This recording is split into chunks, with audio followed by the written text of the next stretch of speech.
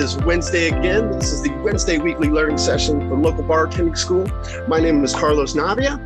We do this on Wednesdays. This is actually a different time than our usual time. We're doing this week at 9 a.m. Pacific time, noon Eastern time. You are always welcome to join and be a part of this class. Ask me any questions about anything.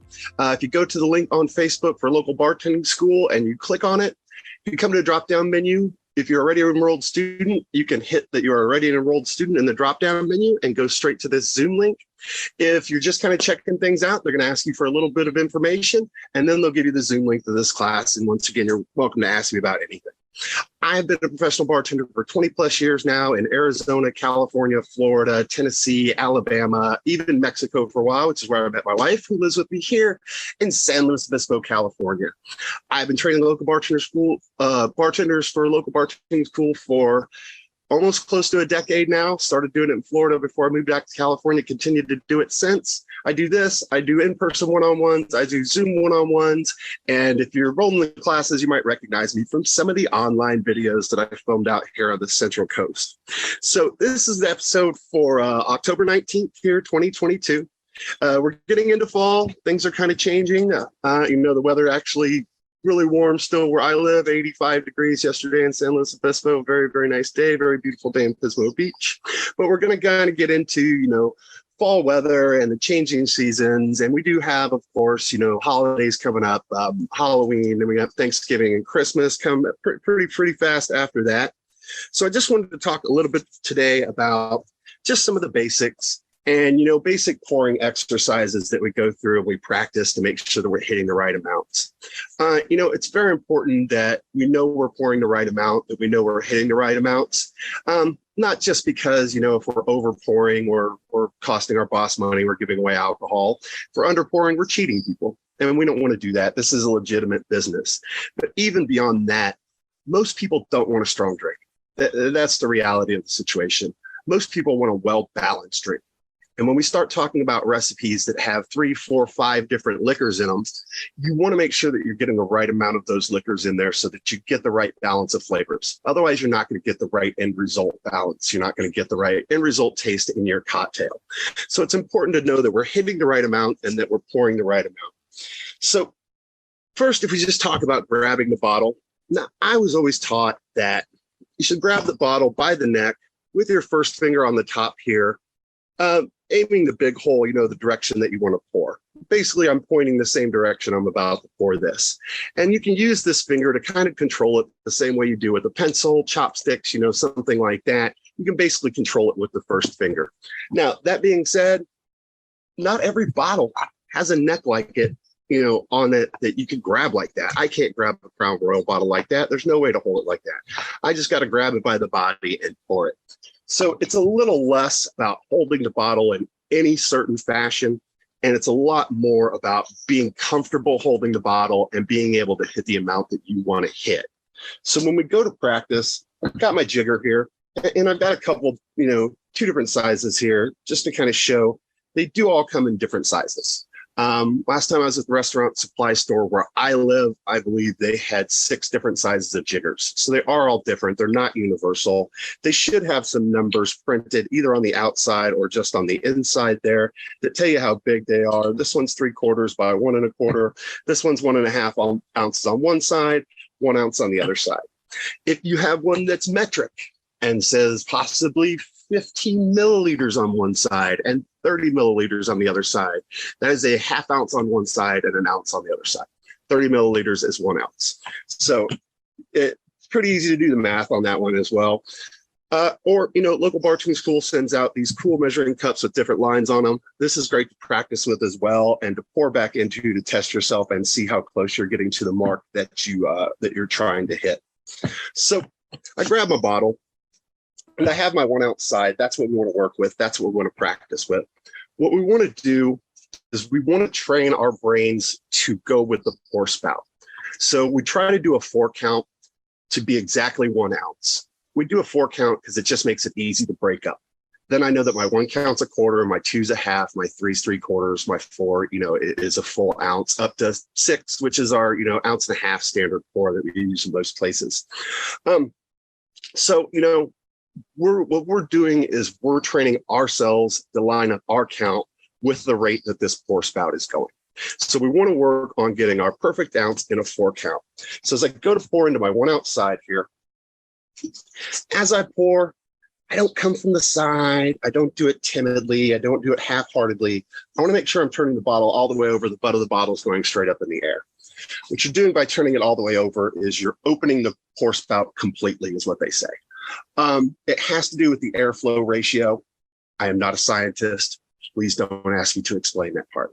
But it has to do with the airflow ratio. When I have it turned over completely, I'm getting the maximum flow out of it. The spout is open completely. So I want to turn it all the way over. I'm going to do my 4 count. 1, 2, 3, 4, and snap it back down. And I'm right on the money there. I hit the mark. You might notice, got a little spillage, got a little drippage there. And guess what? That happens. That happens to everybody. If it didn't, then there wouldn't be a whole industry that makes little mats like this to catch the drips. These people's families would starve if none of us dripped, if none of us spilled. That's why we have drip mats. And, you know, when you're going into something like the jigger, it's going to be hard to hit it perfectly without splashing a little bit out of the sides. But once you start going into the glass, it's going to be a lot easier. And you're not going to be splashing. You're not going to be dripping all over the place. And it looks like a lot, but actually it's drops. It's a very, very minuscule amount. So practice that. Flipping it all the way over, snapping it back down, getting that 4 count, and timing your brain with the pour spout to hit it right on the 4 count. Next thing to work on, or put this in the right place. Next exercise, find a clear glass. It doesn't necessarily have to be a bar glass or anything fancy, just something clear that you can see through. I'm going to pour my 1 ounce shot into there. I'm going to look at it. And by the way, this is just colored water. I'm not throwing away alcohol. We're not wasting any alcohol doing this demonstration. I look at what the ounce looks like. I throw it out, and then I practice going straight into the glass with my 4 count. 1, 2, 3, 4. Snap it back down. Now, the key is when I'm practicing doing this, I'm always coming back and checking to see how close I get. And I am right on the money because I do this a lot and I've practiced a lot. So work on that. Into the, into your jigger, 1, 2, 3, 4, pour it into the glass, see what it looks like, and then straight into the glass, 1, 2, 3, 4, snap it back down, and check yourself by pouring it into your jigger or by pouring it into your, measuring shot glass like this. So work on going back and forth, really get a feel for it. It is muscle memory. It is very much like riding a bicycle. Once you do it 1,000 times, you won't forget. It just becomes second nature. Other thing I suggest when you're practicing, if you can do it, if you have the availability, see if you can get 2 bottles from a bar, just real bar bottles. I generally suggest trying to find them from a bar and not from someone's house or something you have. Most people will buy and take home a 750 milliliter bottle of alcohol. In bars, you use 1 liters, full 1,000 milliliters. We use the bigger bottles so we don't have to change them out as often. They're referred to as bar liters. So ideally, you would want to look for a liter empty liquor bottle. And I've gotten all these by just going into bars and asking, hey, do you have any empty bottles? And they've gotten to know me. I don't live in that big of a town, but they generally they ask me, what are you looking for? I need this. Let's see what I got. And they'll go pull out some empties. It's just going in the garbage or the recycling. They don't really care. If they ask you what you need them for, tell them the truth. That's what I do. I need them to train bartenders. Hey, I'm becoming a bartender. I need them to practice. And I say get 2 because you want to practice with both hands. If I make drinks with both hands, I make twice as many drinks. I make twice as much money. It's just as simple as that. So make sure that you are using both hands, that you are practicing and doing drills with both hands. So I'm going to throw this out. And we'll go to our next drill. And that's just going from glass to glass. So bartending is a lot about efficiency. I want to cut down my steps. I want to cut down my movements. I want to do the least amount possible to get these drinks made, to get them out there. So if I have 3 drinks that all have the same liquor in them, I'm touching the bottle 1 time. I'm hitting them all in 1 straight shot with just a little flip of the wrist going glass to glass. 1, 2, 3, 4, 1, 2, 3, 4, 1, 2, 3, 4, and then I snap it back in. But the big thing, the most important thing is I'm gonna come back and I'm gonna check myself and I'm gonna see that I'm Ooh, maybe a touch short on that one, but pretty darn close, pretty right on the money. So make sure you're checking yourself as you do it, but really practice that. Going glass to glass just helps you be efficient, helps you make drinks faster, will help you make more money, put smiles on faces, dollars in your pocket. So work on that, going glass to glass. Also, as you're going glass to glass,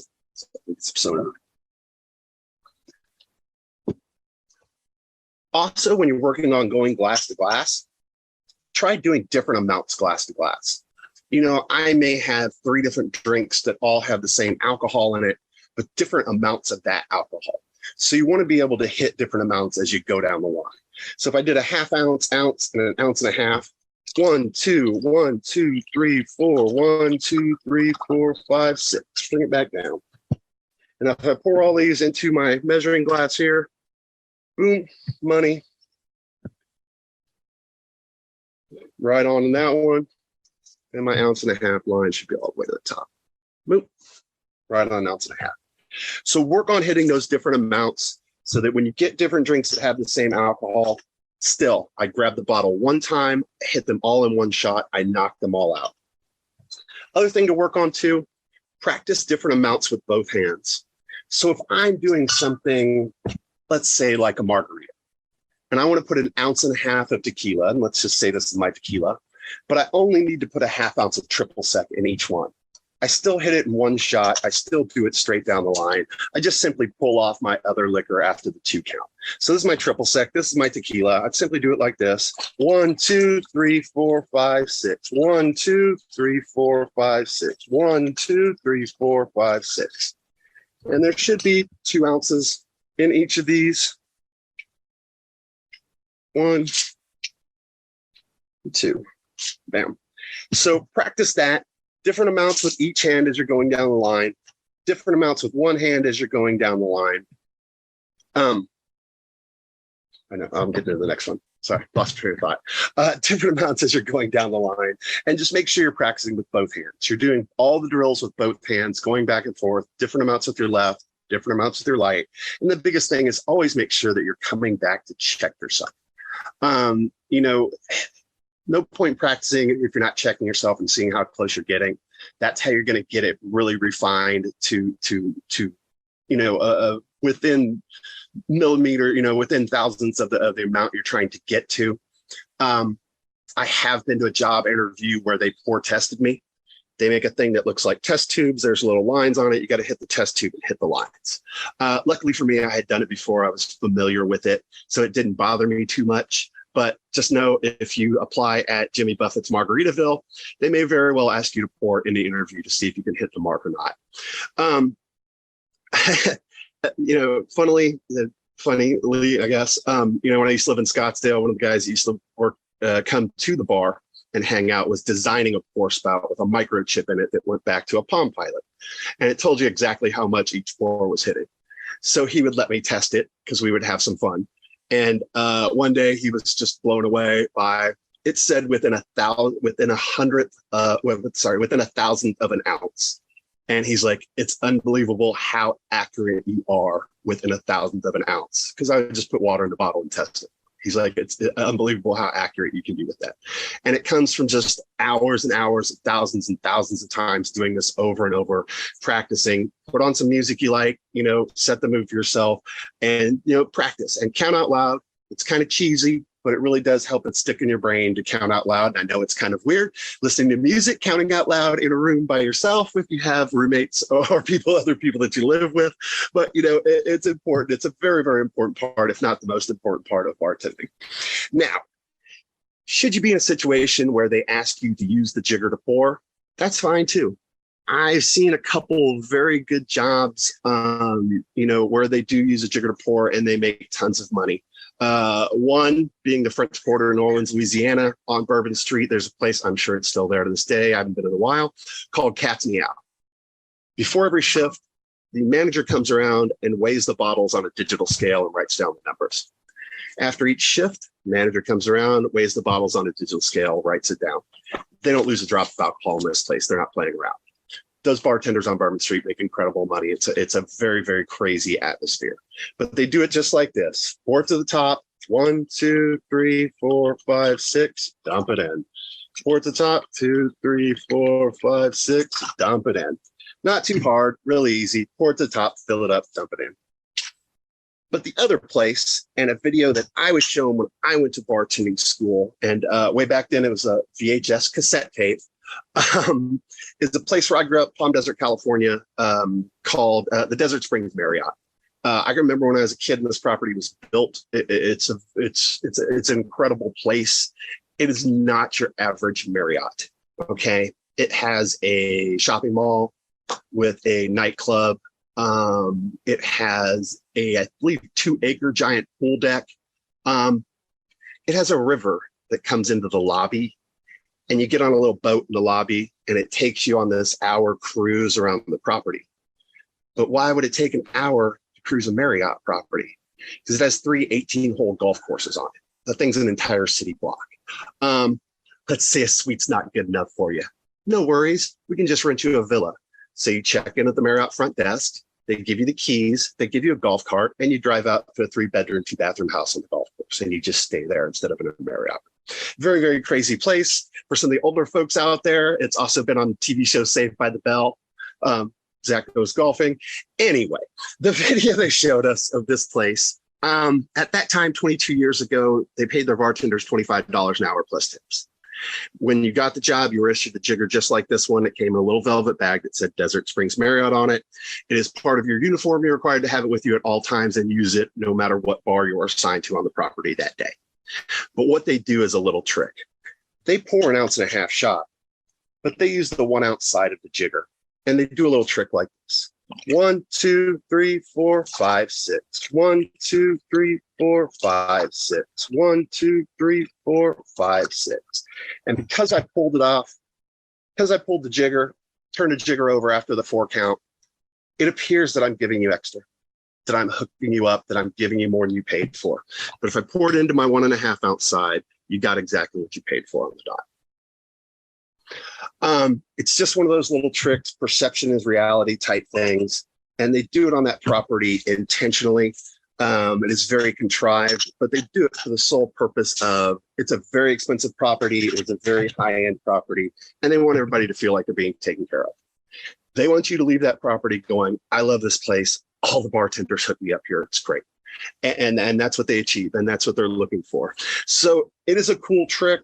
Just know this, your boss, your manager would have to be okay with you doing it, knowing that you're not really overpouring anyone. You're giving them exactly what they paid for, that it's just a little optical trick. So make sure it's good with the boss before you try anything like that or do any tricks like that. So those are the pouring exercises. Practice them as much as you can. Like I said, it is one of the most important things. Handling the bottles is what we do. It is very, very obvious when someone gets behind the bar for the first time, whether or not they've been practicing by the first bottle they grab and touch. Because if you're comfortable with it and you're familiar with it, you're going to grab it and go. If you haven't been practicing, you're going to have some trepidation. And it's going to be very, very obvious to the people there, to the people working the bar. So practice it. We'll talk about a little bit about, I thought we would do a little bit about some classic cocktails and just shaking cocktails and mixing stuff up as well today. And, what better soda water? What better classic cocktail to start with than your martini? Martini is very simply dry vermouth and gin.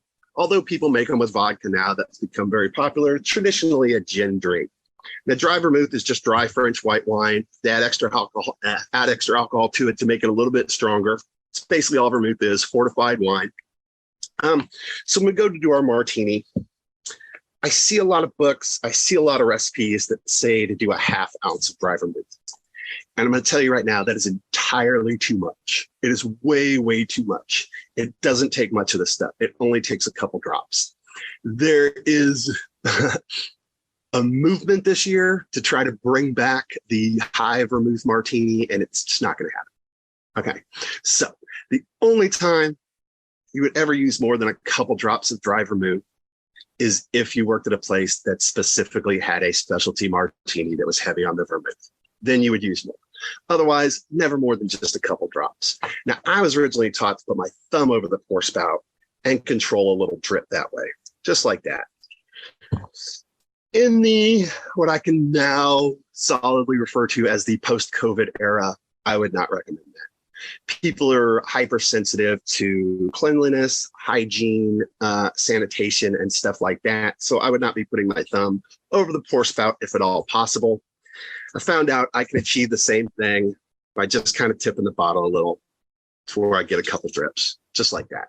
That's all it takes. I can tip the bottle. I can just get a little drip out of it, a little dash, bam, and that's all it takes to make a martini. Don't need any more than that. That's all you need. Now, if someone asks for a dry martini, what they're asking for is less dry vermouth. And I know that sounds a little counterintuitive. It sounds a little weird, but the drier the martini, the less dry vermouth goes in it. So usually you want a dry martini? Sure. Usually do a little trick like this. I put a little bit in there. About this time, the person goes, that's too much. That's too much. I swirl it around and I throw it out. And I give it a nice, good shake. So now all I've done is line the inside of my mixing tin in dry vermouth, and that's about as little as I can get in there. Okay. Now, if someone wants an extra dry martini, really dry martini. Okay. I grab my mixing tin. I grab my dry vermouth. I wave it over the top and I put it away. And that's as dry as I can get it. None. At that point, what we're actually looking at is a chilled shot of gin or vodka served up in a chilled stemmed cocktail glass. That's it.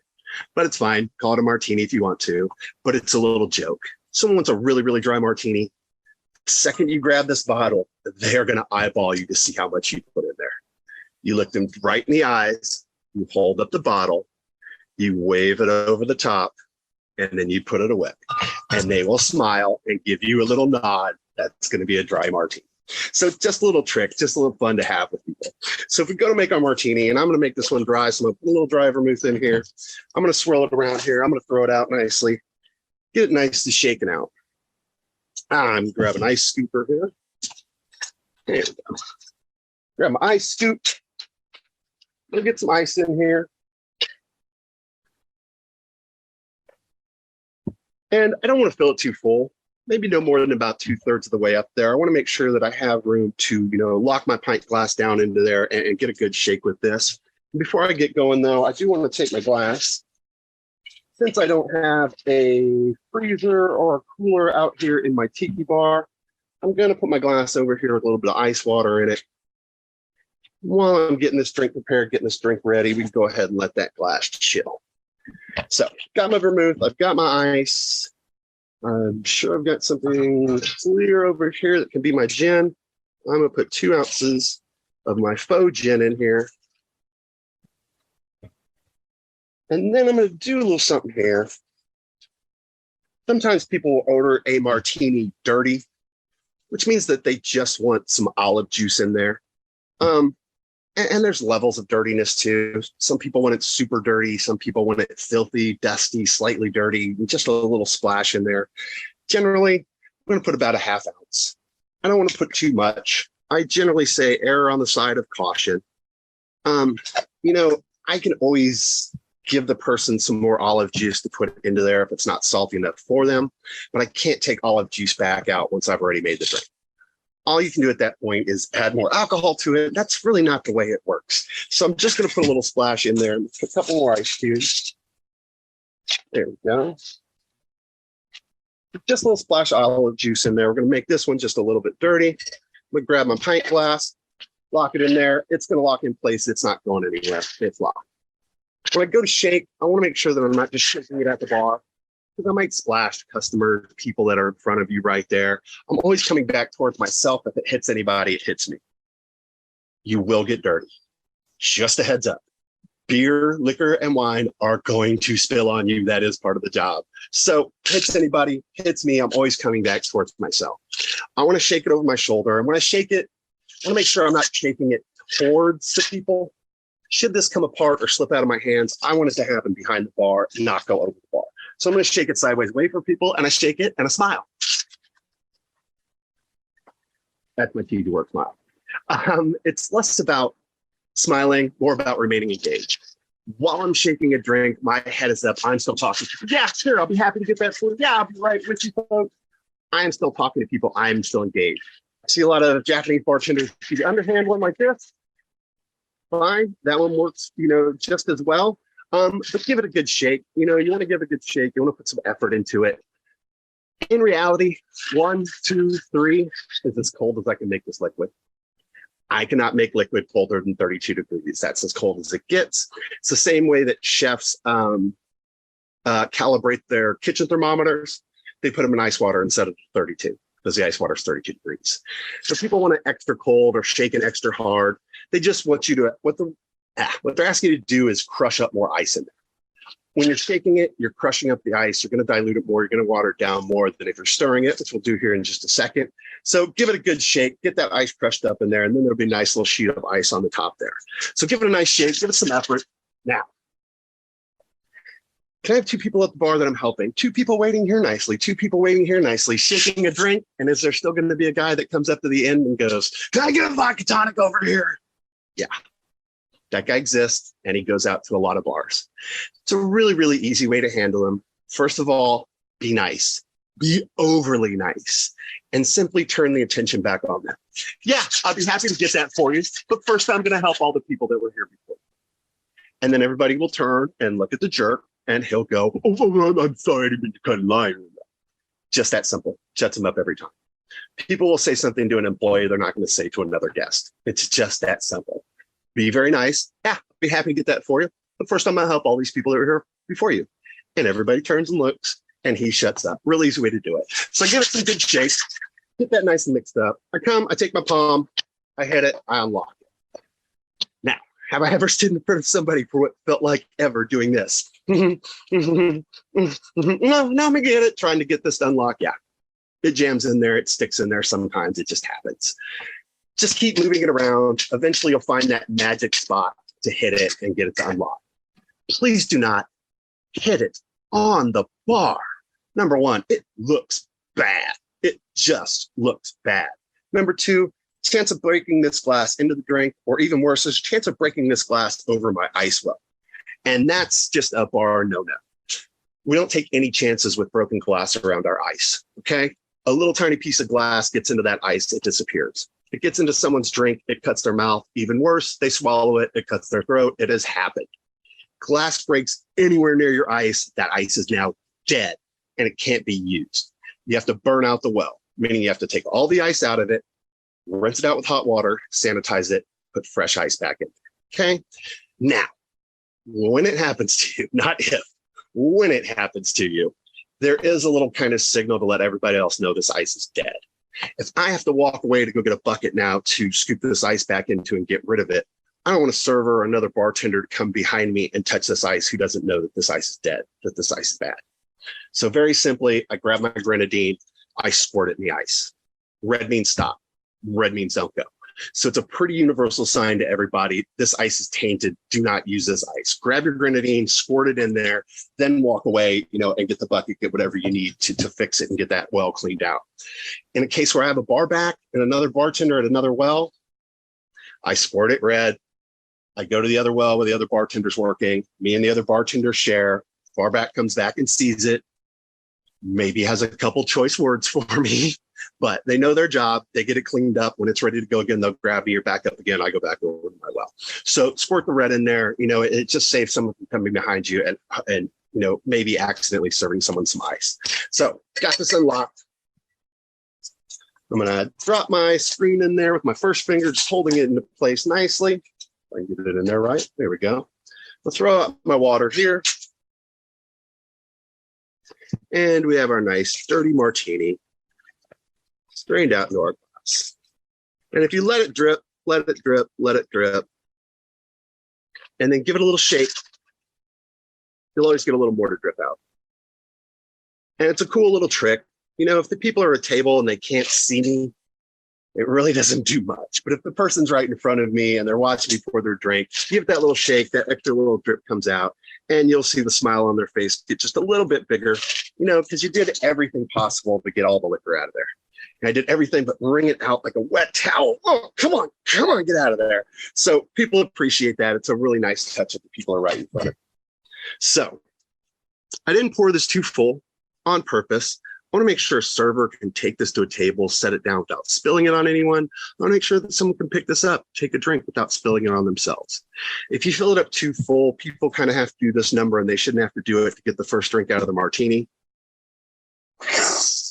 And they have to slurp some off the top. Shouldn't have to do that. You should be able to pick up your drink and drink it. I'm going to go ahead and give it some olives here for a garnish. Get some. There we go. Little 3 olives just in there like that. And of course, always a bar napkin or a coaster. Stuff should never go on the bar by itself. And we have our nice, dry, dirty gin martini there, ready to go. So let's try another one. It's still got some time. So this is a classic. Very easy to make. Still one of the most popular drinks in the world, even to this day. It is a gimlet. So I am going to, once again, chill out my martini glass here and get it all ready. And like a martini, a gimlet can come up or gimlet can come on the rocks. It can be done either way. We're going to do this one up. Make a little room over here. So grab a clean tin. So gimlet is just gin, lime juice, and sugar. Now, in most bars, when we go to do it, we would simply use gin and our Rose's lime juice, which is just a lime sugar syrup. But I'm going to do it here in the kind of the traditional handcrafted way with some fresh lime juice and some sugar. So we're going to go ahead and do our 2 ounces of clear here for our gin. 1, 2. Then I'm going to get half a lime out here. I believe I have in here. All right. And we'll squeeze some fresh lime juice in. Let my squeeze out. There we go. All right. Now I need some sugar. And, you know, if you're using sugar cubes, about 1 sugar cube is the right amount for a drink. If you're not using a lot of sugar, sometimes in restaurants, I just have to grab a packet of sugar. I'm going to use a bar spoon of sugar here. Bar spoon, sugar cube, restaurant packet of sugar, all about the same amount. And that's about the right amount for 1 cocktail. So we've got our sugar in there. And that's it. Our gin, our lime juice, our sugar. We'll lock that in there. Give it a nice good shake. Get that mixed up. Let that sugar start to dissolve in there into that gin and lime juice. There we go. Pop like that. All right. Water out of our glass here. And we'll strain out our gin gimlet. And people do gimlets with vodka sometimes now as well. Not uncommon. Give it that little extra shake. Get a little more out of there. Just like that. There we go. We'll give it a nice lime to garnish. Bam. And there we go. We have our handcrafted gimlet ready to go. So we're met on time. Okay, let's do a couple more because we can do them real quick. So I'm going to stir a drink. So I'm going to grab my handy dandy pint glass here. And I do like stirring drinks in pint glasses a lot of times, simply because the people can see it, or they can't see what I'm mixing in my mixing tin. So I'm going to grab some ice here.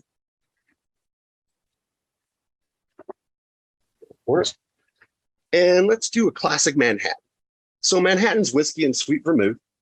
Now, I've seen the recipe done a couple different ways. I was always taught twice as much whiskey as sweet vermouth. If people want it sweet, I'll do half and half of each. You know, when I lived in like lower Alabama, North Florida, you know, deep South, I would just do it half and half. They have a sweeter taste. Good rule of thumb, if they serve sweet tea where you live, do half and half. If they don't, do 2 to 1. So we're going to do 2 to 1 because I'm in California. I'm going to do 2 ounces here of my faux bourbon. And traditionally, Manhattans are done with rye whiskey, but I generally ask the people what kind of whiskey they want. Do you like Knob Creek? Do you like Maker's Mark? Do an ounce or sweet vermouth? Do you like, Bullet? What is your go-to? I see some recipes that don't say bitters. If you got some bitters, throw a couple dashes of bitters in there. It makes a better drink. It really, really does. Put that over there. I'm going to grab my spoon. I'm going to use the nub side that's meant to go in there. Now, if you want to use the spoon side, use the spoon side. It's still going to stir the drink. Bartending videos I watch, and like World Class, which is the world's 50 greatest bartenders, half of them use the nub end, half of them use the spoon end. Feel free to which whatever one you want. 9 or 10 good stirs. Just get it mixed up and chill it out. So, I'm still diluting this a little bit. I'm still bringing the temperature down to 32 degrees. I'm not watering it down as much as my drinks that I've shaken and crushed up some of that ice in there. So I can go ahead and slap this right onto that pint glass just like that to pour my drink out. I'm going to get some fresh ice here for my Manhattan. We'll pour it out over some fresh ice. You might also see it poured out over one big rock, what they call a whiskey rock. The idea of one big rock versus a lot of rocks is it has less surface area. Less surface area means it's going to melt less, water down the drink less. You might also see large round ice spheres, as we call them. Once again, if you take the corners off, that's even less surface area. It's going to melt it, water it down even less. We just try really hard not to refer to them as ice balls, ice spheres. We're going to throw a cherry in there, garnish. And we have our classic Manhattan on the rocks. Put that guy over there. All right, so one more for fun. So we got nothing with color out here. So let's grab this. All right, so I'm gonna have some fun with this one. If you want to make something blue, something with blue curacao, we can do a blue Hawaiian. Now there are 2 different drinks. One is blue Hawaii, which is vodka, rum, sweet and sour mix, blue curacao, and pineapple juice. What we're going to go for is blue Hawaiian here. So in most bars, you would just use some coconut rum, something like Malibu. I'm going to go more for the traditional recipe and actually put some coconut cream in here to be my coconut. Just like that. And then I just need some clear that would represent our 1.5 ounces of white rum that we would put in here. And then 1/2 ounce of our blue curacao, which is basically just triple sec with food coloring. It is called curacao because it's supposed to be made from the peels of curacao oranges, whether it actually is that are native to the island of Curacao, whether it actually is there. And last thing we need, some pineapple juice to top this off. Just about that, right, no more splash. There we go. All right, good. And we'll lock this in. We'll give it a nice shake. Get that coconut cream mixed in there. And in essence, what you end up with is kind of like a pina colada on the rocks with a little bit of orange flavoring from the blue curacao. If you make it with Malibu, it's not too strong. Malibu is only 25% alcohol as compared to most liquors that are 40%. And the blue curacao is 15, to 18% at the most, but it has a cool blue color, great for by the pool, by the lake, by the beach, by the river, any place there's water around where you're having a good time enjoying it. And it's not that strong.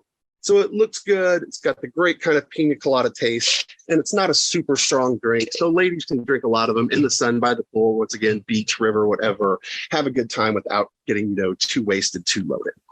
So I'm going to grab a straw to throw in here, and we'll give it a nice garnish. We'll give it a flag here. So a flag is very simply, when I take a pick, I put it through a cherry, and then I put it into usually an orange or a pineapple. I stick it into another piece of fruit, and then it sits up on the side, and we refer to that as a flag. So we've got our blue Hawaiian here with a nice flag on it, ready to rock since summer's not quite over and it's still warm here. Got our Manhattan, our gimlet, and of course our dirty martini. So thank you very much for watching. Do appreciate it.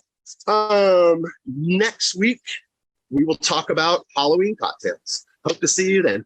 Thank you very much and have a wonderful week.